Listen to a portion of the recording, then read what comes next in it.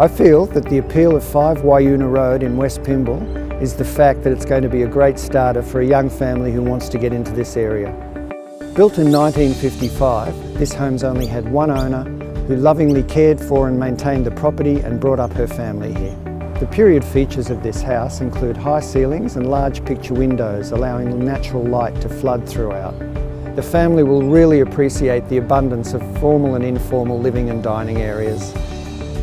In total, there are 3 very large bedrooms plus a study or 4th bedroom, and these are serviced by 1.5 bathrooms.